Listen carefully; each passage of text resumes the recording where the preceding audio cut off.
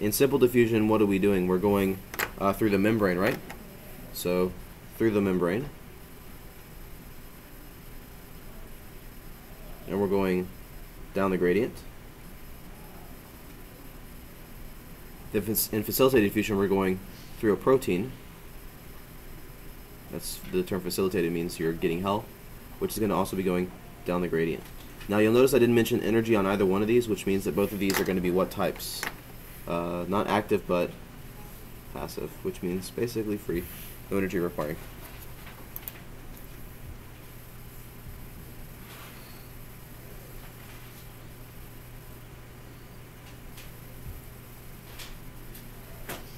Cool?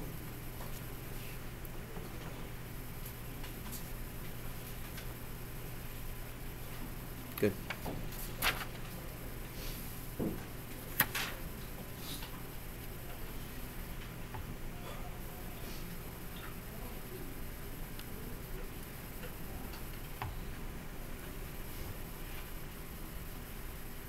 I think you want to be set on taxonomy, what that means. I should have thrown in the D at the very tip top, domain, of course, right? I think you want to know in which case, and I'll let you kind of just do some personal research on this. Might want to know, like, when organisms have most in common.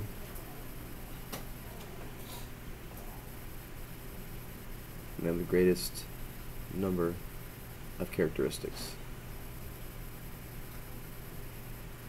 Maybe which group that would be in. Let's see, moving onward.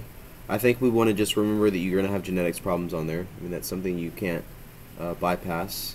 I think with genetics problems, you've got, like, to me, there's always two zones. One is that you've actually got real problems. Not you personally having real problems. That's really mean to say. I mean, like, you have actual questions that you have to solve with Punnett squares. That's what I mean. And then I think you also have to remember your vocab. So let's talk about vocab real quick. You need to know some of the different unique types of inheritance patterns, like pleiotropy, epistasis, polygenic inheritance,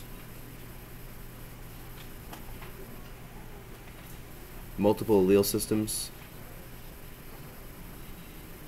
codominance,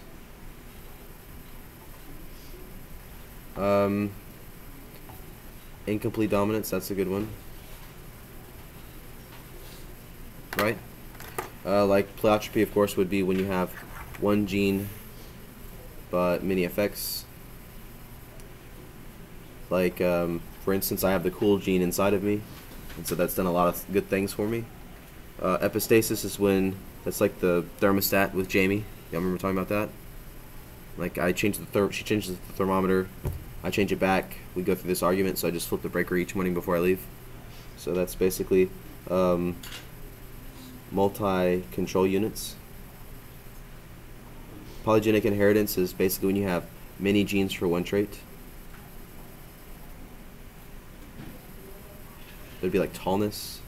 Multiple alleles, IA versus IB versus I blood groups. Codominance, basically when you can have two alleles, both dominant. And then in incomplete dominance, this would be like your snapdragons. Remember with your snapdragons, if they were big R, they were red. If they were little r, they were white. But if they were big R, what color were they? Pink. Want to be set on that for sure. Let's see, for genetics. Some of the genetics problems that I think you want to be set with is just remembering the rules of multiplication.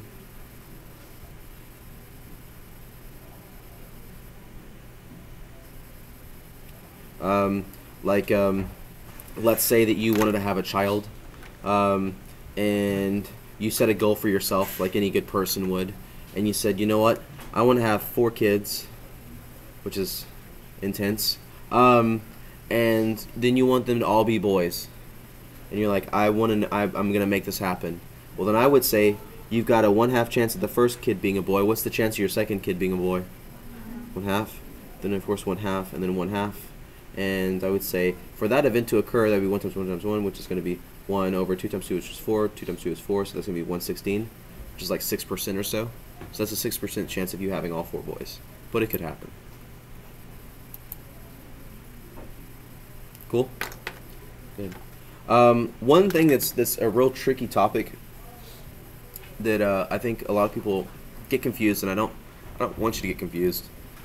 So I think you would want to focus on alleviating that confusion if you have it, and that is really understanding the difference between chapter 16 and chapter 17.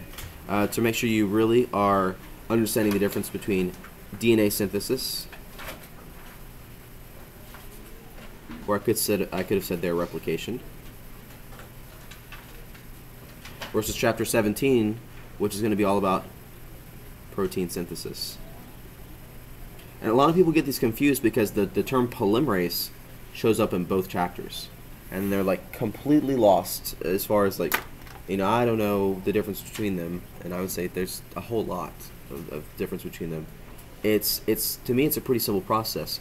Are you making a copy of your notes, or are you actually using your notes to create something? Are you building a McDonald's, or are you eating at a McDonald's? Are you replicating, or are you creating? In the DNA synthesis, of course, this is all about the S phase. Hopefully you put that together along the way of the cell cycle. Remember what happened in the S phase? You replicated the DNA, so we talked about it, correct? In protein synthesis, you were not replicating the DNA at all. Remember, you used a couple of major enzymes. We'll talk about some of them. But first, remember that we talked about the replication fork. Right? And then we saw that there, in that replication fork, was a leading strand. There was also a lagging strand. Correct? Remember, the leading strand was perfect, but the lagging strand was not so perfect. It created some fragments called Okazaki fragments.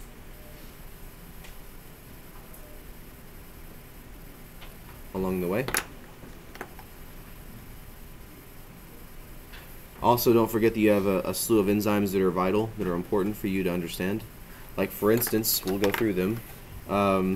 There's DNA polymerase. That's probably the major one, right? Good, major enzyme. There was also ligase. What did it do? It was the glue, right? Let's see, there was also RNA primase. Seems weird to have RNA in the midst of this, but of course you were adding primers in that case. I could talk about helicase, SSBP, topoisomerase, and group them together and just basically maintaining your strands. That's not what they do. I mean, it's kind of a collective description, but it's not what they each do. And then remember, in protein synthesis, this wasn't about replicating. It did use the term polymerase, and that's about the only thing that's common, aside from they both were involved with DNA, but then again, what's not? This was all about making proteins. You were copying your DNA on the left side, which was in, of course, chapter 16, and in chapter 17, you were making your proteins. There's a big difference there. Of course, you make your proteins using or from the DNA code. Remember that we talked about how you create, or how your DNA is read into form mRNA, correct? And that mRNA, of course, is processed, and you eventually end up with a protein. But of course, you're going to need the help of tRNA molecules along the way. And this process is occurring, of course, at the ribosome. This process is in the nucleus. We spent some time talking about the processing event, mRNA, especially in eukaryotes. We talked about how bacteria really didn't have to do that. As far as the major enzymes, to me, not too many. RNA polymerase is one, of course. That's, of course, what's making the mRNA. We could talk about tRNA aminoacyl, RNA synthetase, which of course is making your tRNA molecules have an amino acid attached to them. But I mean, to me, everything else is pretty much straightforward. Where does the TATA box go? The TAT box, Yeah. that's actually going to be in this zone. it's like you would have those sprinkled throughout the genetic code, and that's kind of a sign for, hey, there's probably a gene upstream from this location. There's probably a gene in the near vicinity. Cool?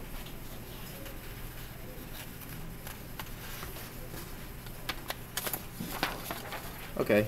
I think we have time for a couple more before we get shut down by the bell. Let's talk about some pedigree stuff real quick. Y'all know what a pedigree is, right? Okay, I'll tell you.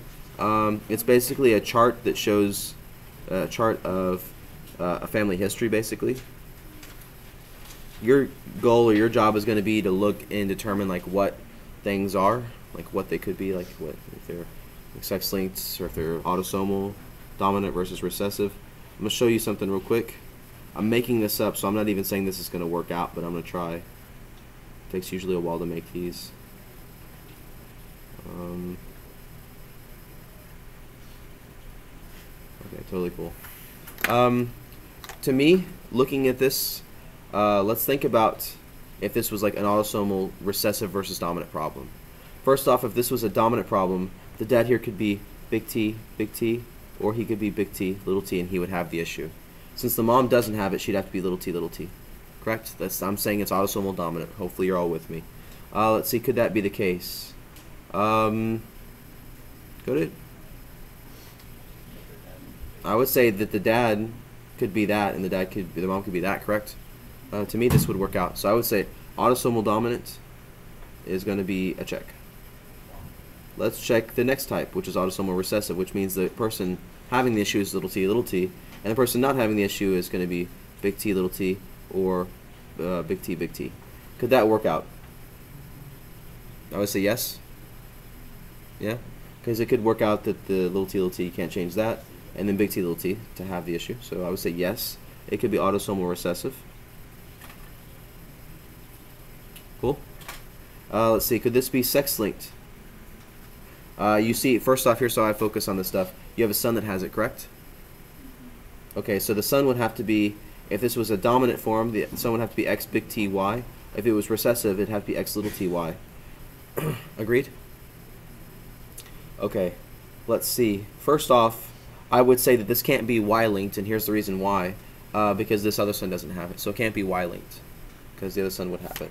Let's see sex-linked, though. Since the dad has it, that really has no bearing on what the son has if you think about it, if it was X-linked. Because the dad doesn't give, my dad didn't give me a single X, he just gave me a Y. So, yeah, there's no way, since it can't be Y-linked because this son doesn't have it, then it would make sense that I'm not even focusing on what the dad's inheritance is. Honestly, we don't have enough information to tell here. The mom could be X big T, X little t. If it was autosomal dominant, or I'm sorry, sex-linked dominant, then the son would have to be inheriting a big T from the mom, who would have to have a big T. So I would say autosomal dominant's not the case, but autosomal recessive, I'm sorry, not autosomal, sex-linked recessive could be the case. Because the mom could be X big T, X little t, and giving a little t to the son over here. I could see that happening. So there's the three types of inheritance models that could be in that pedigree.